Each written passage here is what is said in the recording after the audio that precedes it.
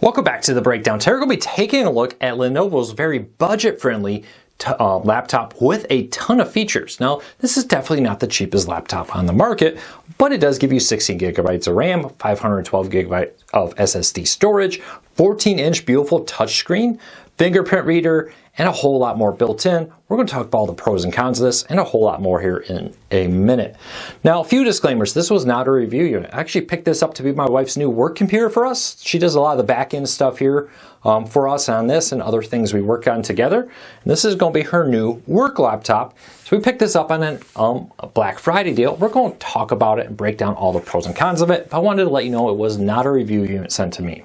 Second, pricing on laptops like this change so rapidly. We want to break you to have the most current pricing. So I'm going to put a link to it in the show notes down below and in the first pinned comment, and with all the specs and everything there. If we don't have to answer any questions you have, leave me a comment. Let me know. I'll do my best to answer them down in the comments down below. And lastly, before we get into the full review, could you help me out? Could you let YouTube know you enjoy what we do here so YouTube recommends our videos to more people, helping us grow this channel, helping me support my family? All you have to do is hit that subscribe button or hit that thumbs up. It really does help us because it lets YouTube know you enjoy what we do here. Then they recommend our videos, and I get to help support my family. All right, with that said, let's dive in here, taking a look at the actual laptop, all the ports, and more with it. A few things, and then we'll show you it in action a whole lot more. I do love the fact, full-size SD card, multiple USB ports on this side, and the power button here on the right-hand side. And then on the left side, you do have a full-size HDMI port, USB-C here, headphone jack, and more with that. And then the power cord here with it. Very nice. Absolutely love the fact that they include two USB ports, a USB-C port, and a full-size HDMI on that. That is something you do not see on many laptops today, especially in the mid-range. Often you're looking at more higher-end laptops with it. Now, the actual keyboard is a very nice keyboard. It's slightly altered. I actually prefer the fact that they kept the full-size shift key here, and they shrunk the arrow keys. The half-size shift keys I always hate because I always seem to accidentally hit the arrow keys and move my cursor when I'm typing when I meant to actually just capitalize something. Huge touchpad here. Very nice fingerprint reader here on the side with it. Excuse me, wrong side, right over here. So it works very well to read your fingerprint and be able to unlock it with that. Touchpad is very receptive, very easy to use, and works with multi-gesture touch on it. Overall, the keys are very nice on this. It has a very nice feel, nice click reception feel when you type with it.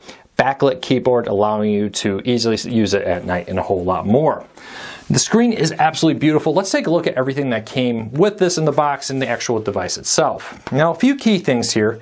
This is a touchscreen and it does come with a stylus, but maybe I'm missing this and you can let me know where.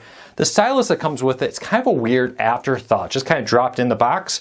Doesn't actually slide into the laptop like my old laptop that had a stylus. It just kind of locked inside the laptop. There was a place to hold it. This does not have that. So keep that in mind. It's cool to have the stylus. It's cool to use it for note taking and more because you can flip this over into a tablet-like format and use it to take notes or maybe edit an image or document by writing on it, which is really nice.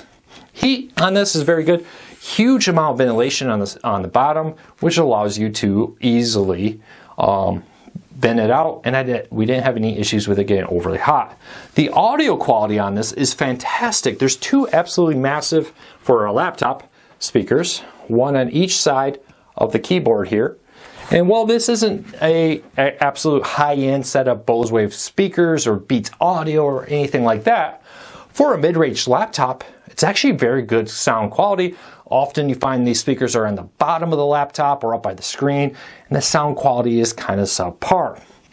I'm very, very happy with the number of ports on it. Two full-size USBs, a USB-C, full-size HDMI to connect this to a bigger screen or a second monitor, wherever you may be using this for, a headphone jack, and a power cable with it is excellent. I also love the fact that it has an SD card reader in it, so if you're taking photos or editing videos like from an SD card like this one, this laptop's ready to go with that.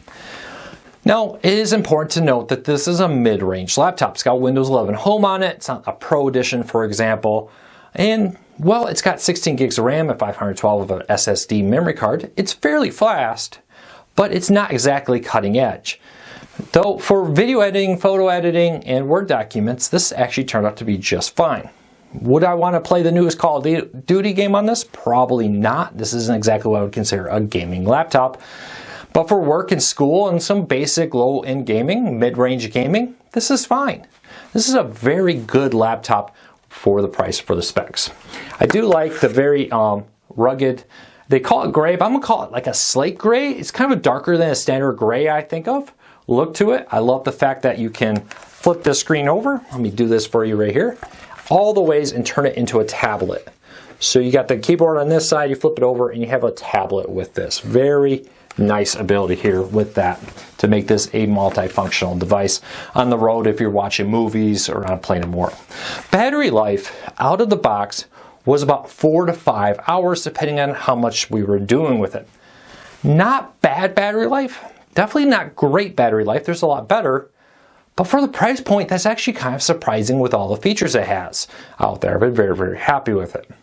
Now you can tweak that a little bit, turn down in the power settings in the bottom right corner on Windows where the power plug is, you go in power settings, you switch it to more of an economical one, you dim the screen a little bit, you do that kind of stuff, and suddenly you can maybe get 5 to 6 hours or so out of it. If you make the screen really bright and you're playing, or you're editing videos and playing video games, maybe it's 3 to 4 hours of battery time. But I think for most people, if you're just going to class to take notes or a conference meeting, you're sitting down at your couch to watch a movie and you're doing some work, that 3 to 5, let's say, even in that range, depending on what you're doing with it, is enough battery power, I think, for most people. The biggest complaint I have on this is it's not a USB-C charger. Many laptops, even in the mid-range and lower price points, are switching from those round plugs that you've probably seen on laptops for years to USB-C. This still has a proprietary round plug, which does limit what you can use to charge this with. Overall though, that's my only real one complaint with it. Beyond that, I'm very, very happy. It successfully ran our Word, all the other software that we would want to do with this, and of course surfing the web and all that kind of stuff, easy to do. Has enough internal memory to do pretty much I think what most people want. And you can also use the USB-C to add a hub in there to bring in external hard drives or whatever other devices you want to expand its capabilities. Overall, I'm very, very happy with this. I love the fact that I can use this and have a second monitor connected, use an SD card to edit videos and more without needing to lug around a USB hub to do those things. I have a much more expensive Lenovo laptop. It was over $1,000, but it didn't include all those ports. I only have 2 USB-C ports and 1 USB port, and that's it on the entire laptop. So if I want to connect a second monitor or other things, I have to bring a USB hub with me to even just edit these videos through the SSD card. So I love the fact that that's all included.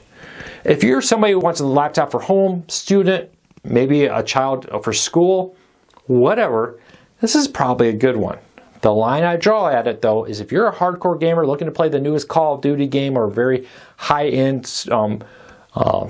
taxing, we'll call it, video game, that's where I'd say you may want to look at a higher end game. If you're somebody who's primarily, gaming laptop I should say, if you're somebody who's primarily looking at this to edit some work documents, pay some bills, surf the web, maybe do some basic video or photo editing, nothing crazy, hey, this is absolutely a great laptop for the bang for your buck, and a nice little media center to watch movies, stream videos, and more in a dorm room, for example, where space may be a necessity. So I'll put a link to this on Amazon and in the first pinned comment if you want to find it there. But for the price for a mid-range laptop, this is excellent. 2 thumbs up. I'm very happy.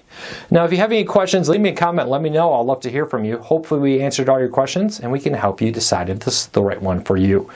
Make sure to hit that subscribe button and thumbs up. It really is helpful. Check back tomorrow for another video.